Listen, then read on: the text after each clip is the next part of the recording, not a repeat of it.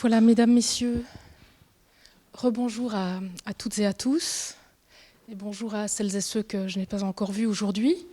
Nous entamons cet après-midi le séminaire qui accompagne le cours de cette année, le droit de la science, et nous l'ouvrons avec un orateur, un invité de marque, Benoît Friedman, qui est professeur à l'Université libre de Bruxelles, en Belgique, donc c'est un autre francophone.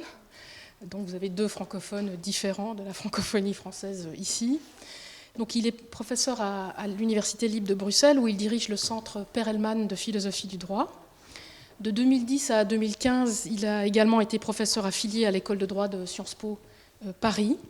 Il est membre de l'Académie royale de Belgique depuis 2011. C'est d'ailleurs dans ce cadre-là qu'on s'était rencontrés il y a quelques années sur Zoom. Benoît Friedman est spécialiste de la philosophie du droit et des méthodes, instruments et histoire du raisonnement juridique. Ses recherches portent sur l'histoire, l'actualité des idées juridiques, en particulier les méthodes de raisonnement, ainsi que les dispositifs contemporains du droit global. C'est par cette porte-là que je me suis familiarisée avec vos travaux. Et donc c'est un très grand plaisir de vous recevoir aujourd'hui. J'ajoute que Benoît Friedman vient d'éditer avec Charlie Derave et Nathan Génicaud un ouvrage collectif intitulé « L'intelligence artificielle face à l'état de droit », donc un ouvrage qui touche à certaines des questions dont il traitera cet après-midi. La conférence qu'il nous propose, vous l'avez vu à son titre, sur l'historique des normes, procédures et modèles de la science et du droit et de leurs interactions, se situe au croisement de toutes ces expertises diverses de Benoît Friedman. Donc c'est une grande chance pour nous. Un grand merci d'avoir accepté cette invitation et d'ouvrir ce séminaire sur le droit de la science. Merci.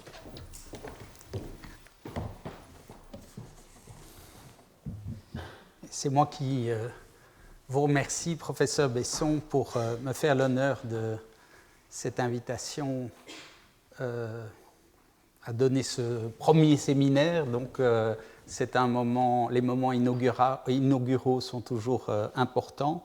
Et pour me permettre de prendre la parole dans cette institution que je vénère, qui est le Collège de France, et dont je suis régulièrement les cours en ligne. Et après avoir eu la chance jadis d'en suivre quelques-uns dans ces murs, et je voudrais en profiter pour citer le nom des grands maîtres structuralistes qui ont déployé leur pensée au collège et qui, pour moi, ont été dans la formation des maîtres tout à fait décisifs. Je veux parler dans l'ordre d'arrivée au collège d'Émile Benveniste, de Georges Dumézil, de Claude Lévi-Strauss, bien sûr, de Michel Foucault et de Roland Barthes. L'exposé que je vous propose cet après-midi et que je soumets à la discussion, puisque c'est le principe du séminaire, sera par chance, parce que nous ne nous étions pas concertés à ce point-là, très proche de la leçon de ce matin. Et comme vous le verrez d'ailleurs dans le cours de l'exposé, nous aurons l'occasion de signaler plusieurs croisements et peut-être d'en discuter ensemble tout à l'heure.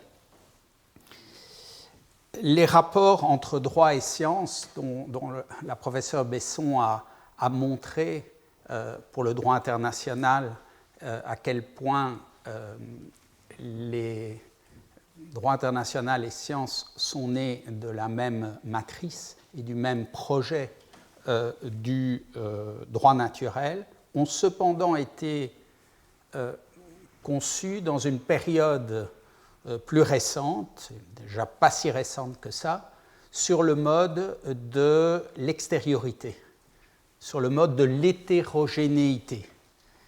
Et je pense que dans l'histoire des idées, une responsabilité importante en revient au XIXe siècle, à la pensée post-kantienne, qui a rigidifié cette distinction de Kant entre la raison pure, qui est la raison scientifique, et la raison pratique.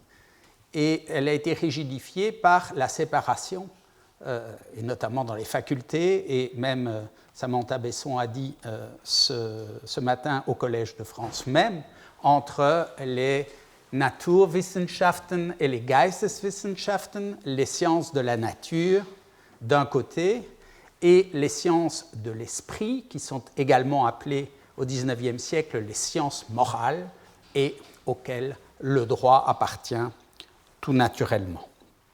Cette séparation a été rendue complètement étanche au XXe siècle par une certaine théorie juridique, dite du positivisme juridique, mais bon, il faut se méfier parce que ce mot est employé à toutes les sauces. Disons le positivisme analytique de l'école de Vienne. Je veux parler bien sûr de Hans Kelsen et de sa fameuse théorie pure du droit. Pourquoi pure? Parce qu'elle doit être expurgée de toute référence aux sciences, notamment aux autres sciences morales qui, entre-temps, sont devenues les sciences sociales, mais aussi parce que Hans Kelsen va jusqu'à créer un nouvel univers ou séparer deux univers différents, le monde de l'être, qui est le monde de l'expérience, qui est le monde de la nature et aussi celui de la société, et le monde du devoir-être où la science du droit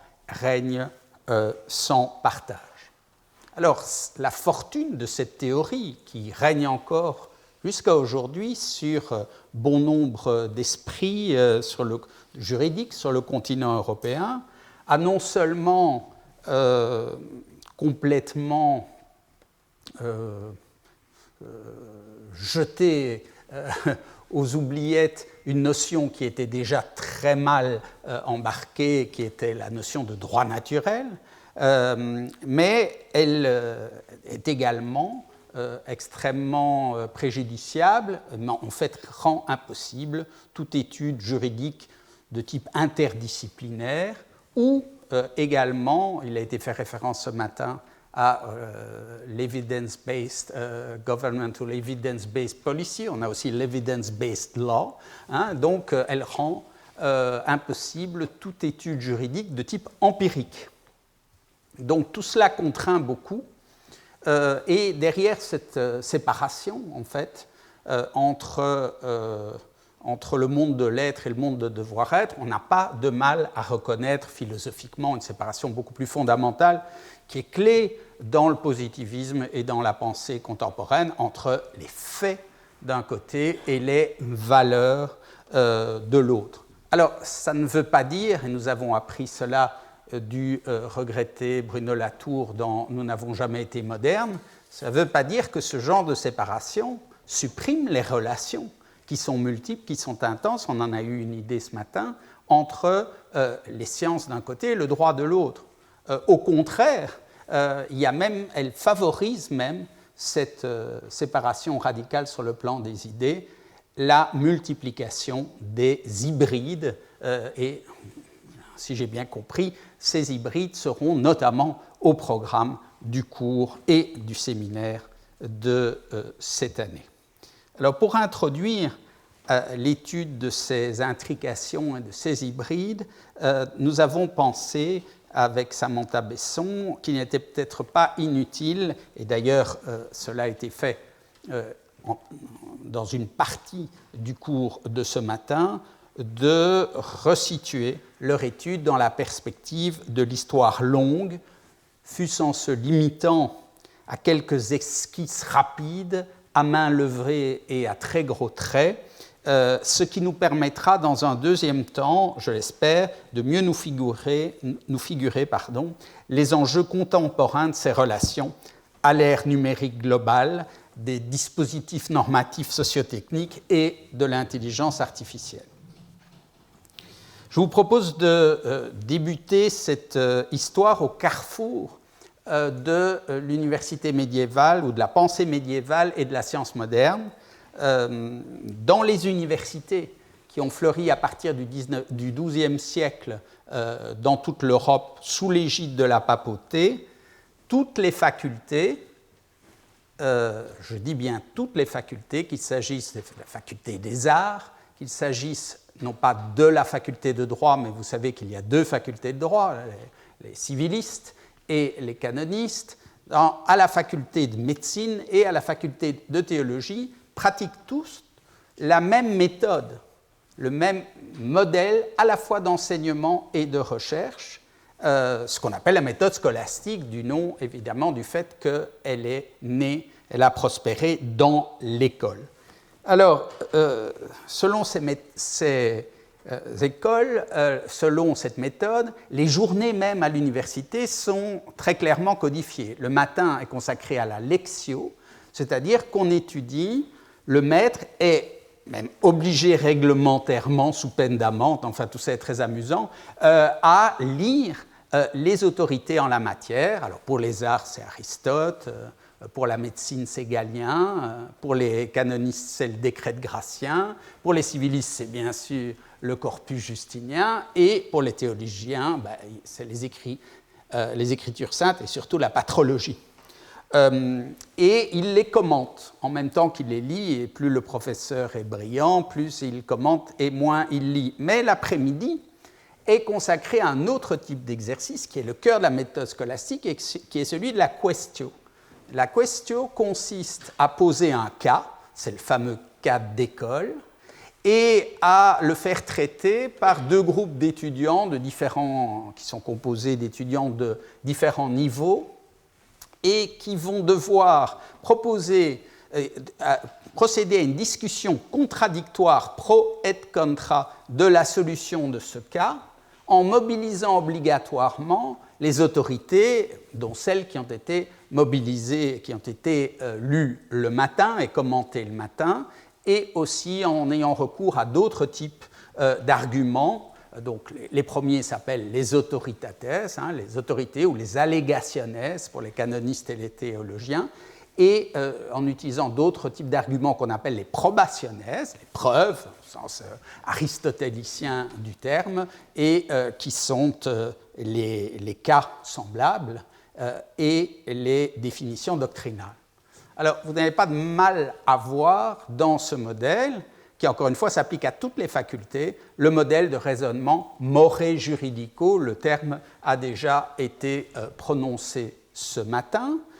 Effectivement, cette méthode a été mise au point par les juristes, civilistes et canonistes, et elle ressemble très fort encore à ce que nous connaissons dans les procès d'aujourd'hui.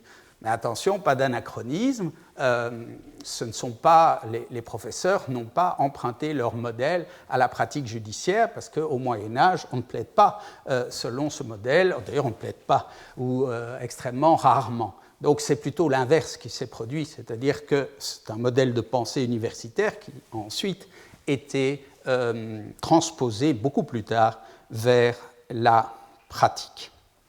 Et puis, eh bien, ce modèle de la quaestio a tellement de succès qu'il détermine aussi l'écriture savante au Moyen-Âge, puisque les savants écrivent des ouvrages sous forme de recueil de questions, donc de questions qu'ils délibèrent pro et contra avant que le maître ne donne la solution, et tentent de réconcilier, par l'ancêtre de la motivation, si vous voulez, les autorités qui ont été mises en contradiction, ce qui ne se peut pas, bien sûr. Une autorité est toujours vraie, ne peut jamais contredire une autre. Donc il s'agit de réconcilier, c'est l'origine de l'interprétation conciliante, les autorités qui ont été mises en opposition. Et les grands ouvrages, vous pensez à Thomas d'Aquin, qui est sans doute l'auteur le plus célèbre, qui sont, donc Thomas d'Aquin, comme vous le savez, écrit des sommes, la somme théologique, la somme contre les gentils, et en fait les sommes sont des sommes de questions, et tout le modèle est décliné pour ceux qui sont familiers de cette œuvre, ou bien ça vaut la peine de les regarder. Il y a d'ailleurs des questions de droit qui y sont discutées selon ce modèle. Et donc vous voyez que finalement, et attention que l'université médiévale, ça dure longtemps, en général pas dans les exposés qu'on y consacre, mais ça informe la pensée universitaire jusque, même si très vite, on a une sclérose de cette méthode, puis on a une nouvelle scolastique qui donne quand même l'école de Salamanque en droit international, c'est très important. Mais cette école se survit dans l'université jusqu'en réalité la Révolution française. Pour autant, elle est bousculée, cette méthode, par l'apparition de la science moderne et du droit naturel. Et j'y reviens parce que j'ai beaucoup aimé notamment ce passage du cours de ce matin, où il est bien montré que les deux sont non seulement issus de la même matrice, mais enfin le projet commence de manière unique, en quelque sorte, et effectivement, il y a donc cette très grande proximité de la science moderne avec l'école du droit naturel, dont on sait qu'elle va substituer au raisonnement à la manière des juristes, more juridico, le raisonnement à la manière des géomètres, more geometrico.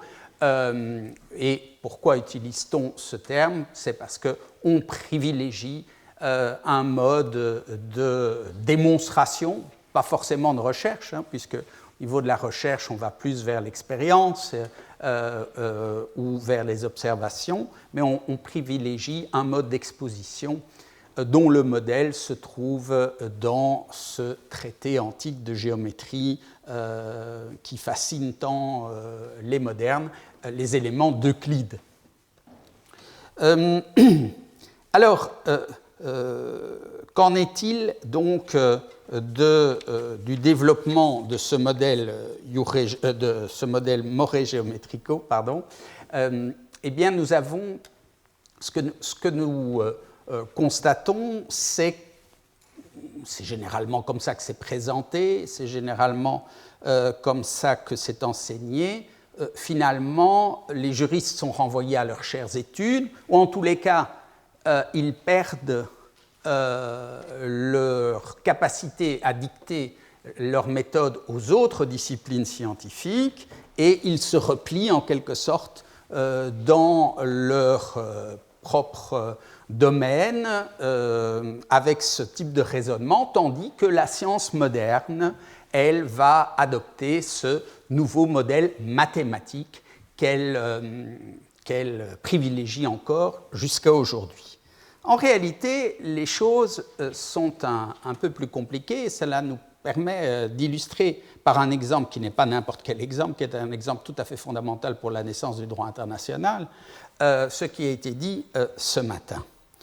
En effet, le modèle géométrique ou mathématique est privilégié par Galilée, mais aussi par Hobbes, ainsi que par Descartes, mais il n'est pas limité, Hobbes est un bon exemple, il n'est pas limité au champ des sciences de la nature, à ce qu'on appelle la philosophie naturelle.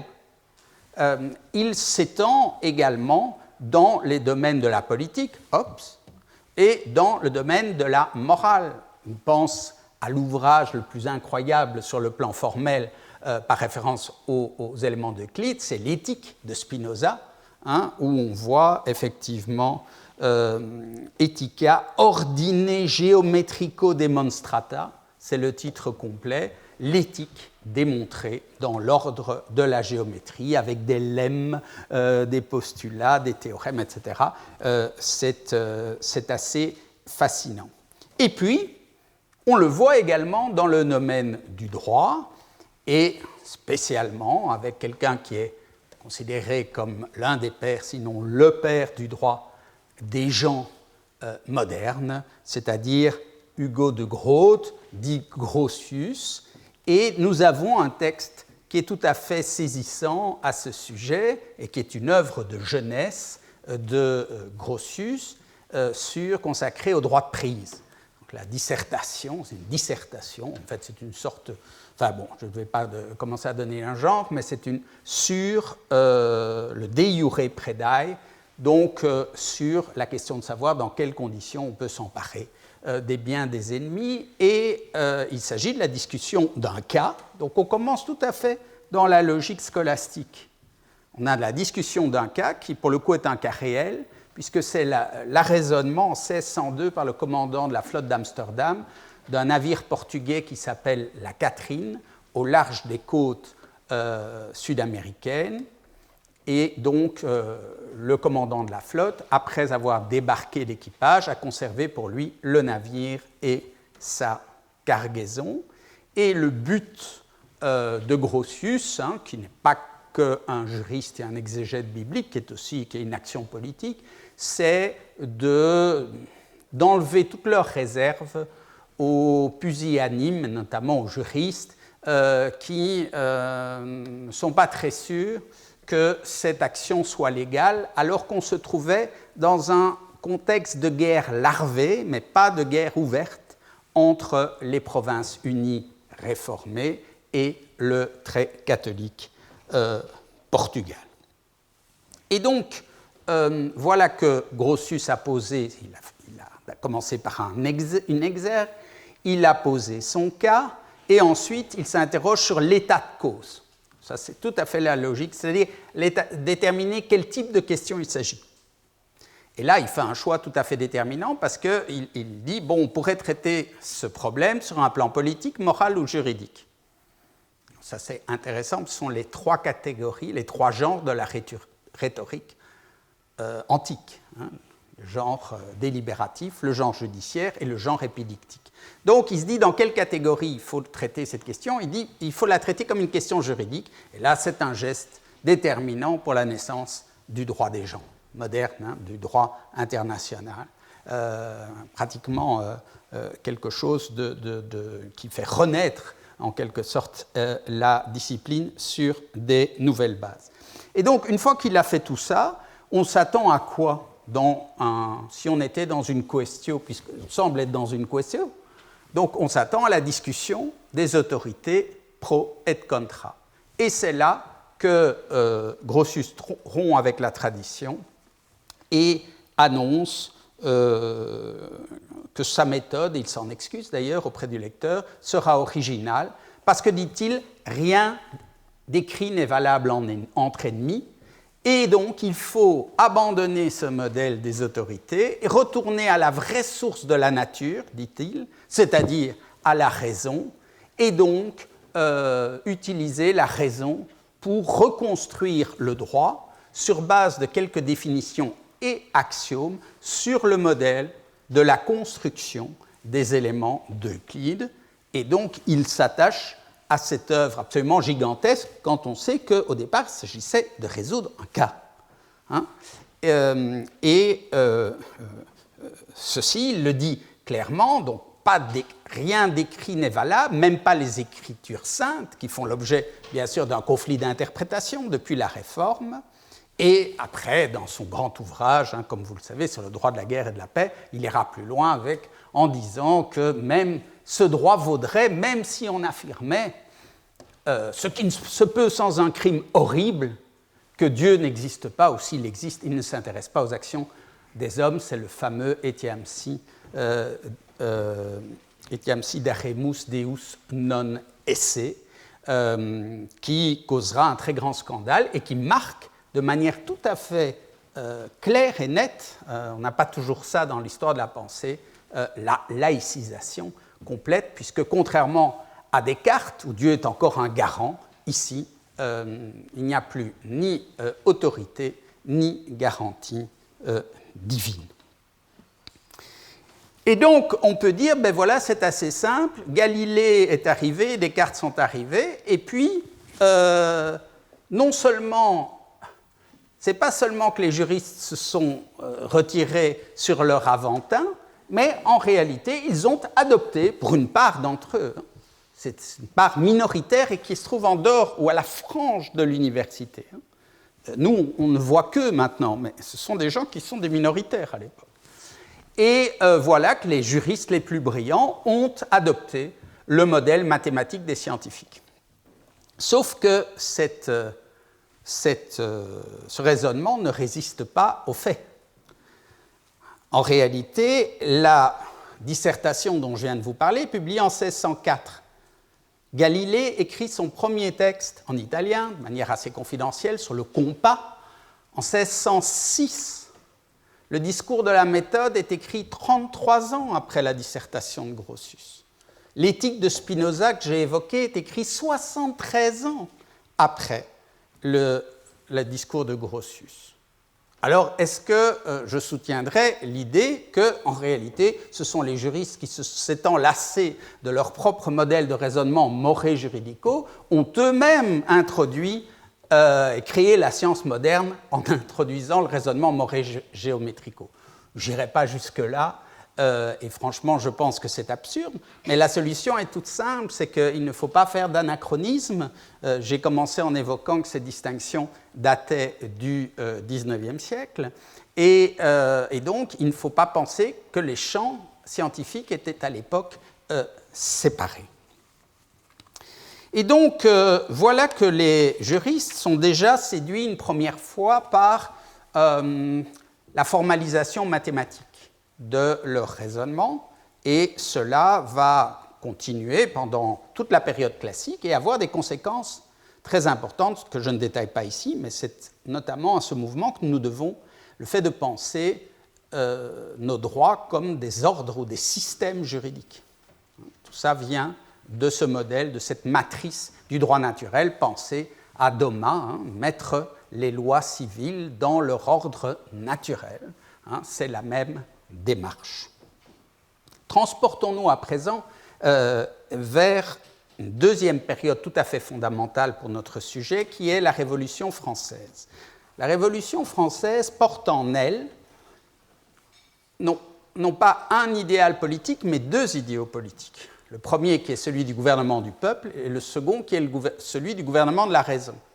Alors, au début, elle ne les distingue pas, car Jean-Jacques Rousseau lui-même ne les distinguait pas. Je vous rappelle les propos célèbres du contrat social. La volonté générale ne peut errer, elle est toujours droite, c'est-à-dire qu'elle est toujours vraie et juste, mais la terreur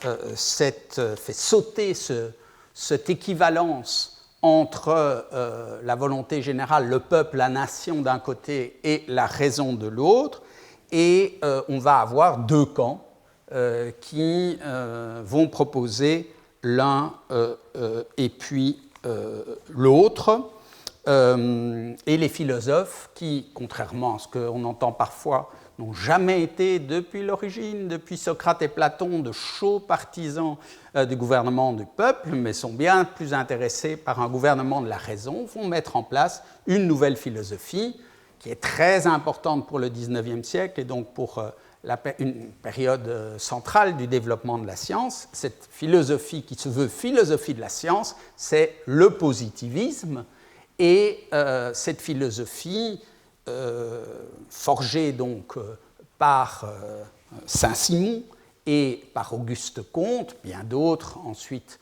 l'ont développée, veut que la société contemporaine, au sens des études historiques, donc la société du XIXe siècle, soit gouvernée par la science. Et ce gouvernement par la science du gouvernement, eh bien, Auguste Comte l'appelle physique sociale avant de la rebaptiser, pour des raisons que je pourrais vous expliquer si ça vous intéresse, la sociologie. Et donc, Saint-Simon publie en 1819 un petit apologue qui va vous donner une idée de l'ambiance assez délétère qui va s'installer entre une certaine catégorie de scientifiques, mais je crois que Samantha Besson a tout à fait raison en disant qu'il ne faut pas du tout séparer dans ce projet les savoirs fondamentaux, les savoirs appliqués, ou même des techniques qui ne sont pas considérées normalement comme des sciences. Il va y avoir en fait une lutte qui continue jusqu'à aujourd'hui, qui va nous amener à parler d'aujourd'hui, entre d'un côté les ingénieurs et de l'autre côté les hommes politiques et derrière eux les juristes pour gouverner la société. Alors, Saint-Simon lance les hostilités en quelque sorte en 1819 en racontant un petit apologue qui va avoir son petit succès à l'époque. C'est l'histoire de la mort subite. Alors, voilà ce qu'il dit, Saint-Simon. Il dit « Si les 30 000 plus grands officiers du royaume mouraient subitement, et il détaille quels sont ces officiers, ces 30 000 officiers. Il y a les officiers de la couronne, il y a les membres du clergé, et puis il y a les conseillers d'État, et puis il y a les juges. Eh bien, écrit Saint-Simon, et je le cite, « il n'en résulterait aucun mal politique pour l'État. » Par contre, si la France perdait dans les mêmes conditions 3000 hommes de génie, nous allons revenir sur ces hommes de génie, je le cite encore, la nation deviendrait un corps sans âme. Pour Saint-Simon, l'homme de génie, c'est évidemment l'ingénieur qui doit être placé au-dessus et à la tête de tous les hommes. Et il l'avait déjà exprimé 3 ans plus tôt, en 1816, et je voudrais vous citer un peu longuement ce qu'écrit Saint-Simon, parce que si vous prêtez l'oreille, vous allez reconnaître furieusement des choses dont nous discutons en 2024. Je le cite donc. « Une nation n'est autre chose qu'une grande société d'industrie. La réunion de tous ceux qui travaillent dans un pays est une grande société industrielle qui embrasse toutes les sociétés industrielles renfermées dans les bornes du pays. La réunion de tous ceux qui travaillent dans le monde, cette fois et pas dans la nation, est aussi une grande société d'industrie qui embrasse à la fois toutes les sociétés nationales. L'entreprise est la même, c'est toujours de produire. » Et du coup, de recommander, et là je vais me référer à une phrase de Durkheim, que l'on cite souvent, sans doute à juste titre, pour récapituler la pensée de Saint-Simon. Si le régime féodal était politiquement commandé, la société industrielle doit être, la société, le mot est un peu redondant, la société industrielle doit être industriellement administrée. Et industriellement administrée par qui ? Vous l'avez compris, par les ingénieurs, et singulièrement par ceux qui sont issus de la jeune école polytechnique. C'est ce que nous explique Auguste Comte, qui était d'ailleurs chargé du recrutement des élèves pour l'école polytechnique. Et donc, Auguste Comte propose de substituer dans ses leçons de sociologie, donc je rappelle la sociologie comme science du gouvernement, dans ses leçons de sociologie, de substituer aux hommes politiques et aux juristes, qu'il n'apprécie pas beaucoup, les ingénieurs. La société positive n'a plus besoin des mythes du droit naturel qui convenaient à l'âge métaphysique ou de la volonté divine, qui était le mode de gouvernement ou la référence du modèle de gouvernement à l'âge théologique. À l'âge positif, le gouvernement devient progressivement une science qu'il appartiendra aux ingénieurs sociaux de mettre en œuvre. Et il va très loin, puisqu'il appelle à la suppression du droit, je le cite, « Le mot droit doit être écarté du vrai langage politique. » Et lors de la Révolution de Juillet, en 1830, voilà que Auguste Comte écrit une adresse au souverain Louis-Philippe, qui vient donc de monter sur son trône, et dans laquelle il dénonce, je cite encore, la vaine jactance des législateurs et propose au souverain de substituer aux assemblées le concours de l'association polytechnique pour, je le cite, imprimer à la marche générale du gouvernement la haute direction progressive, seule conforme au véritable esprit de la société actuelle.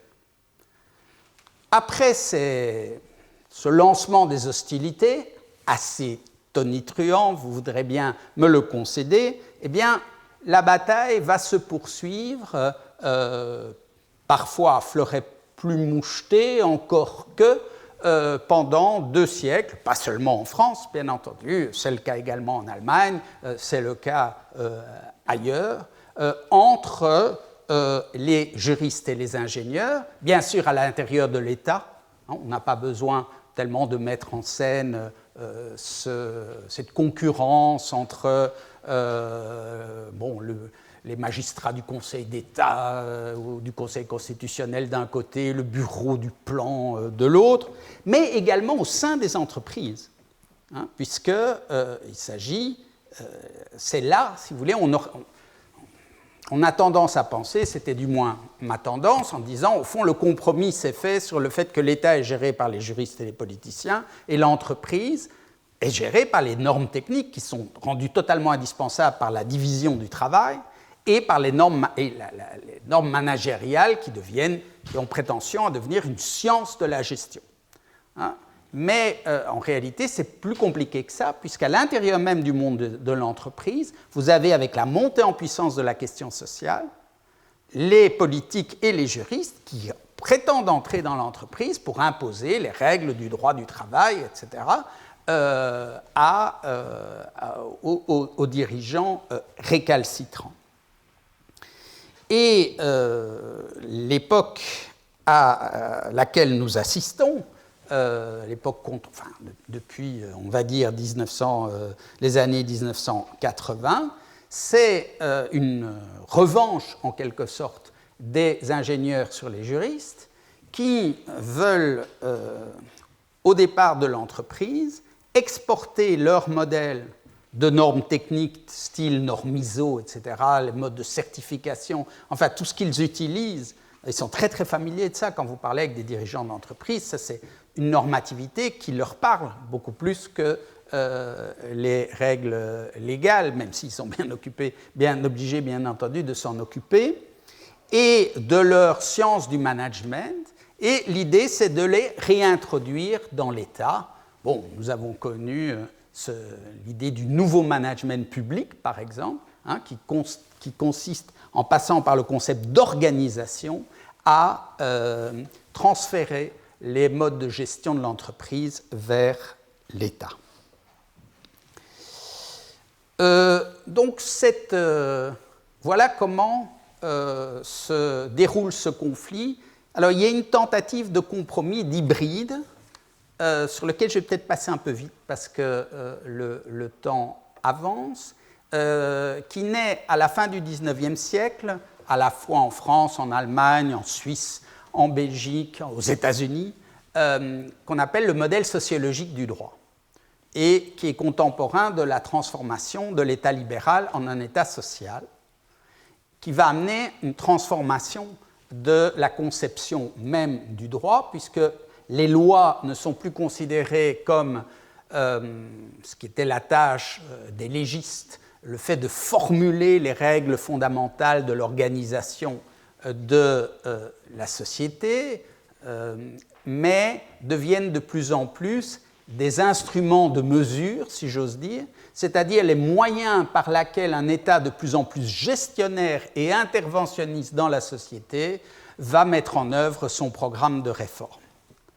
Et ceci contribue à repenser le droit non seulement comme une science sociale, mais comme, je cite le grand théoricien du droit français François Génie, comme une branche de la sociologie appliquée. Et évidemment, vous comprenez bien le sens que prend ici le mot sociologie, c'est la sociologie d'Auguste Comte, qui est d'ailleurs citée en référence, non seulement par lui, mais par d'autres auteurs.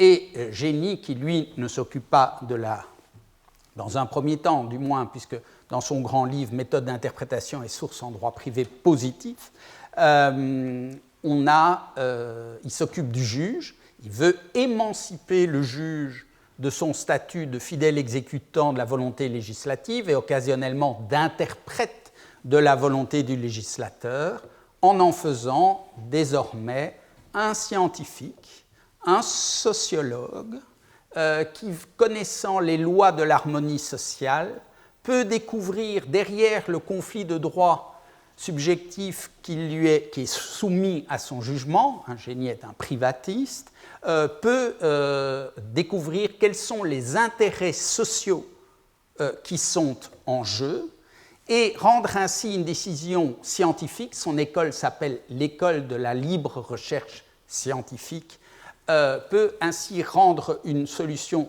scientifique du cas qui lui est soumis. Soit, alors il y a deux modèles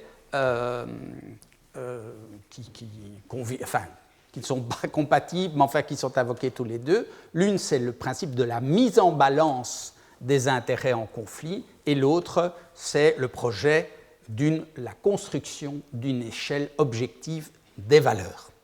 Donc, on est en plein ici dans une tentative des juristes, au fond que les ingénieurs ne sont quand même pas parvenus à éliminer tout à fait. Eh bien, ici, il y a une proposition qui consiste à reprendre le modèle de la sociologie, mais je ne peux pas faire la même démonstration pour Grotius. Génie écrit bien des dizaines d'années après Auguste Comte et après Saint-Simon, bien entendu. Donc son ouvrage principal sort en 1899. Et c'est évidemment contre ce modèle sociologique que réagit Kelsen avec son idée de théorie pure du droit, donc il refuse absolument. C'est en ça que c'est intéressant aussi à étudier, donc on est dans les années 20, lui refuse tout à fait cette idée d'une reprise en main des affaires juridiques par les sciences sociales, quitte à vraiment créer une forteresse de la fameuse science du droit qui pose d'autres difficultés que j'ai soulevées en commençant. Alors il est temps de passer de la théorie à la pratique, la plus contemporaine, mais je pense que vous qui êtes présents dans l'auditoire me voyez assez bien venir. J'ai l'impression que se joue aujourd'hui, de manière extrêmement contemporaine, une nouvelle étape de cette concurrence entre les ingénieurs et les juristes pour le gouvernement de la société, et que dans cette étape, l'équipe qui est à l'offensive, si vous me permettez, ce sont les ingénieurs, et je voudrais en prendre pour terminer avec vous cet exposé deux exemples. Le premier, qui a déjà été évoqué ce matin comme un grand sujet de préoccupation par la professeure Besson, c'est le basculement ou le transfert de normes juridiques vers des normes techniques et même sociotechniques, c'est-à-dire des normes techniques qui n'ont pas pour objet de déterminer le filetage, c'est-à-dire vous savez, la taille des vis et des écrous, mais qui ont pour objet le gouvernement des conduites humaines. Alors, et la deuxième point que je voudrais voir avec vous, mais c'est lié, c'est donc l'offensive qui prévaut actuellement dans le domaine de l'intelligence artificielle, et donc de l'idée d'un gouvernement, mais aussi d'une application du droit qui se fait par le calcul et non plus par l'interprétation ou le débat contradictoire ou le jugement. Alors, ce basculement, je vous propose de l'observer parce que c'est un cas tout à fait remarquable au niveau de l'Union européenne. Donc, basculement des normes juridiques vers les normes techniques. Et le phénomène n'est pas nouveau. On peut même le dater, là encore, très précisément. Il date de 1985, au moment où la Commission européenne, qui est alors présidée par Jacques Delors, doit réaliser, dans une échéance courte, le marché unique.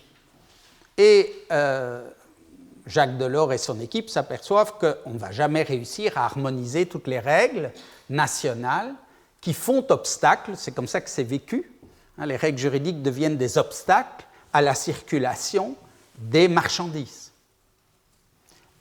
Pourquoi? Parce qu'elles disent que les jouets doivent être comme ceci, que les peintures ne peuvent pas contenir tel élément, etc. Et donc, qu'est-ce qu'ils décident de faire? Ils décident qu'on fera qu'un nombre limité de directives pour l'harmonisation qui se borneront à fixer des exigences essentielles, qui sont en gros, les produits doivent être conformes à la santé, ils ne peuvent pas être dangereux, ils doivent être conformes à la sécurité et ils ne doivent pas être trop nocifs pour l'environnement. Et la directive n'en dit pas plus, et puis elle délègue à des comités techniques qui appartiennent à l'Union européenne, qui sont principalement le Comité européen de normalisation, il y a aussi le comité, le Sénélec, pour tout ce qui concerne l'électricité, et l'électricité c'est drôlement important, parce qu'en fait c'est l'électronique, et l'électronique c'est l'informatique, et donc vous me voyez venir avec l'IA, on reparlera un petit peu plus tard du Sénélec, mais donc ici c'est le Comité européen de normalisation qui, par type de produit ou par secteur, va fixer des normes techniques de nature qui sont telles que si celui qui veut importer au niveau de l'Union européenne, il faut être attentif à l'aspect technique parce que c'est exactement la même logique dans l'IA Act aujourd'hui, donc c'est exactement la même chose. Celui qui souhaite importer un jouet, disons, dans l'Union européenne, peut le faire à la condition qu'il certifie par une déclaration qu'il fait en quelque sorte à lui-même, vous savez, vous êtes familier en France de ce genre de choses, quand vous donniez à vous-même des autorisations d'aller vous promener pendant la crise Covid. Donc par une déclaration, c'est une forme d'autogouvernement qui a été là aussi annoncée ou expliquée ce matin, il se fait une déclaration qui est matérialisée par le petit label de la norme européenne. Le label, c'est un élément très important de dispositif technique, je n'aurai pas du tout le temps de vous en parler. Par lequel, donc, il dit « Je suis conforme aux normes techniques européennes en la matière. » Ah, ben alors, vous pouvez rentrer et vous avez une présomption de conformité dans tous les États de l'Union européenne, jusqu'à preuve, évidemment, du contraire, en cas de problème. Vous savez qu'il existe des problèmes dans lesquels on doit rappeler les produits, dans lesquels il y a des affaires de responsabilité, etc., etc. Donc, voilà le dispositif. Donc ça veut dire en clair que les États pour le marché unique ont transféré vers l'Union européenne la compétence qu'ils avaient auparavant de dire ce qu'ils jugeaient absolument indispensable, nécessaire pour protéger la santé, la sécurité et l'environnement, et que l'Union européenne a elle-même délégué l'essentiel de cette compétence à des comités techniques. Alors qui siège dans ces comités techniques? Essentiellement des industriels, des secteurs concernés et des ingénieurs. Les revoilà en train de faire leur apparition. Alors c'est le même système qui est repris, comme je vous le disais, dans le règlement sur l'intelligence, la proposition de règlement sur l'intelligence artificielle.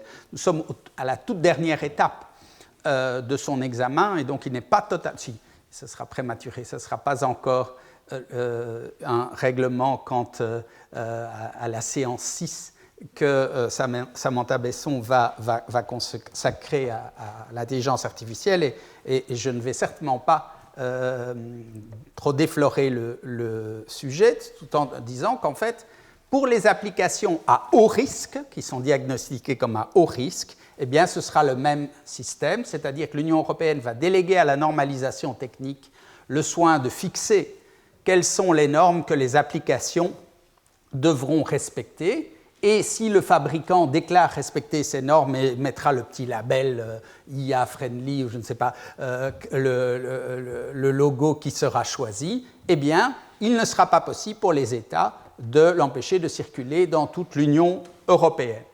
Alors, qu'est-ce qu'on trouve dans ces IA à haut risque? Parce que, évidemment, c'est un point clé de cette législation. C'est quoi une IA à haut risque? Bon, ça fait l'objet de l'annexe 3 de la proposition de règlement, et dans lequel, très vite, eh bien, vous avez tout ce qui concerne les travailleurs dans l'entreprise, les enfants et plus largement le secteur de l'éducation, donc y compris les étudiants, tout ce qui concerne, j'allais dire la Sécu, mais en tous les cas les services sociaux et les allocataires sociaux, tout ce qui concerne le contrôle des migrants et des étrangers, de même que les applications en matière de police, les applications en matière de justice et celles qui sont relatives au processus démocratique. Il y a quelque chose qui est assez frappant, c'est que ces IA à haut risque concernent en réalité, du moins dans nos États européens, tous les domaines du service public, y compris des domaines régaliens, police, justice. Donc on peut se demander pourquoi ce type d'application, pourquoi on réalise en fait des règles, on promeut des règles privées pour favoriser la circulation de ces applis sur le marché, et les États ne pourront rien dire. Et c'est un règlement, il s'applique directement. Il a produit ses effets directs dans toute l'Union européenne. Les États ne pourront pas empêcher des logiciels de police ou de justice de circuler sur leur territoire ou d'être utilisés sur leur territoire. Ça ne veut pas dire qu'ils seront obligés de les employer. Enfin, il y a des pouvoirs locaux, il y a des pouvoirs privés qui, j'évoquais tout à l'heure encore, en matière de justice. La chancellerie ne sera pas obligée d'acheter un logiciel, mais on ne pourra pas empêcher les avocats de les utiliser.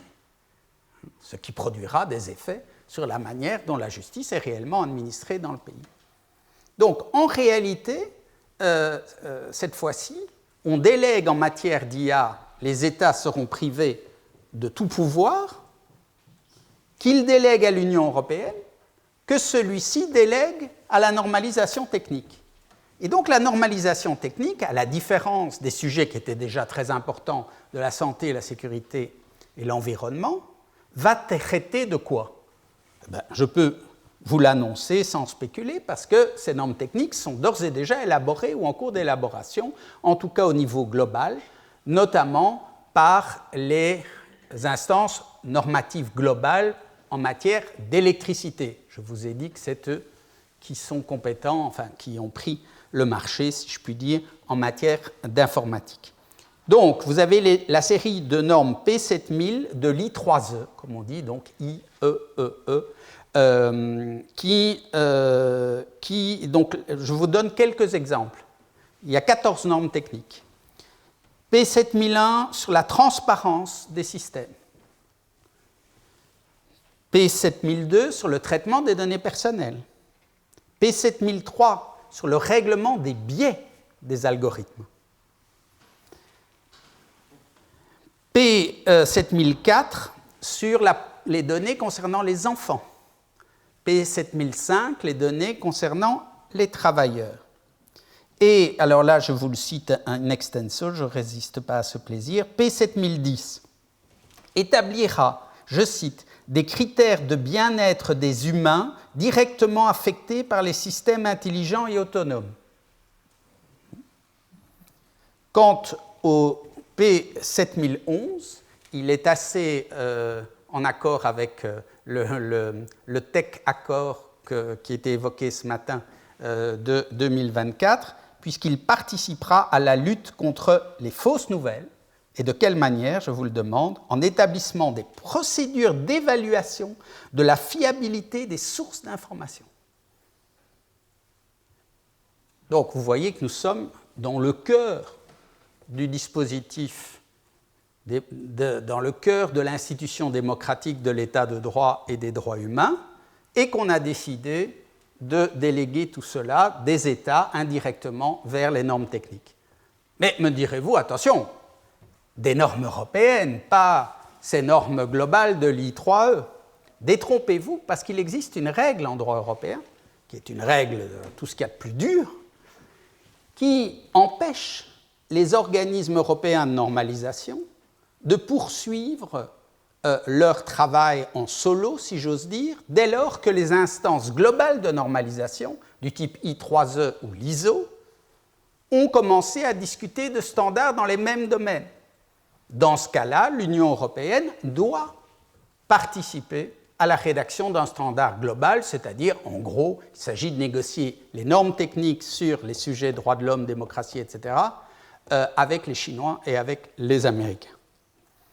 Le tout étant dans le but de faire que l'Union européenne, traumatisée par le fait qu'elle n'est aucun géant de l'Internet, puisse, c'était déjà la même inspiration pour la directive commerce électronique de 2000, puisse ne pas rater le coche du développement de l'industrie de l'intelligence artificielle, où la France d'ailleurs est en pointe et donc veille à ce que des normes trop contraignantes ne soient pas prises au niveau européen. J'en arrive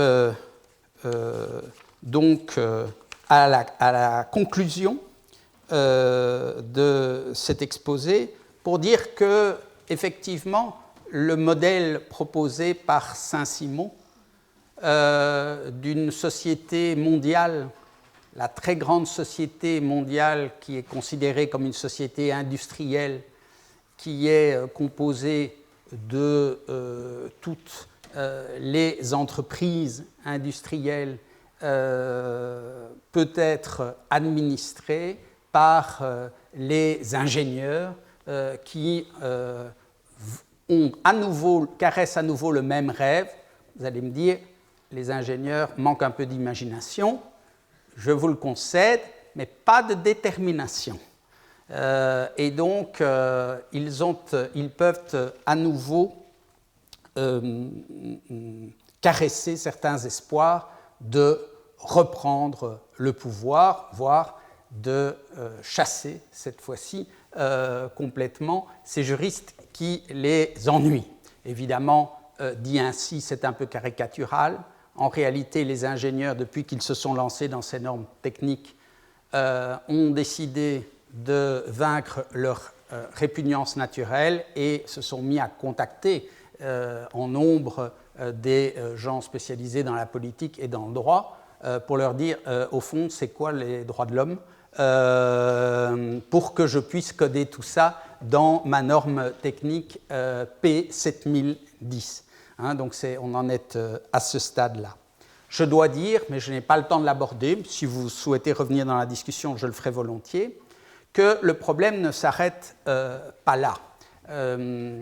En effet, ce n'est pas seulement le fait que celui qui décide n'est plus le même ou qu'on passe à une autre source de normativité, qui ne sont plus les instances, les normes juridiques votées dans le cadre de l'État démocratique, enfin du moins lorsque celui-ci existe, vers des dispositifs sociotechniques mis au point par des ingénieurs représentant les milieux industriels. Ce qu'il y a, c'est que si on rentre dans l'intimité des dispositifs qui vont s'appliquer et qui s'appliquent déjà en réalité dans le domaine du gouvernement de la société, vous savez qu'aujourd'hui, ce sont des programmes d'intelligence artificielle qui décident des questions fiscales, des contrôles fiscaux, qui font la chasse aux fraudeurs sociaux, aux étrangers qui souhaitent entrer dans l'Union européenne mais qui pourraient avoir la volonté de ne pas en ressortir au terme de leur visa touristique, etc., et qui demain seront mobilisés pour examiner les contentieux administratifs et judiciaires. Eh bien, si on entre, mais je ne le fais pas maintenant, si on entre dans le détail quelque peu de ce dossier, j'ai eu l'occasion de le faire il y a quelque temps à Paris, à l'Institut Michel Villet, et encore une fois, je suis prêt à répondre à vos questions sur ce point. Il faut remarquer qu'à travers la logique de calcul qui est mise en place par ces algorithmes, on a véritablement une logique qui est complètement différente, qui risque de transformer complètement la logique juridique et qui s'appuie d'ailleurs et j'en terminerai sur ces mots, qui s'appuie sur des dispositifs de quantification de calcul qui ont été mis au point dans les années 1830 puis 1850 par les grands penseurs positivistes, non pas Auguste Comte, qui refusait tout à fait la sociologie quantitative, mais par ses homologues comme Adolphe Quetelet, qui a écrit un essai de physique sociale, c'est pour ça que Comte a changé ensuite en sociologie, qui a écrit un essai de physique sociale en 1832 qui met au point tout un tas, enfin, qui applique les découvertes de Gauss-Laplace à l'étude des comportements sociaux, et par un de ses disciples, comme très connu Francis Galton, ce polymathe anglais qui est aussi le père de l'eugénisme et qui a mis au point des processus de régression linéaire qui sont en fait aujourd'hui mobilisés non seulement pour appliquer les règles aux cas litigieux, mais même pour élaborer des règles de droit. Je vous remercie.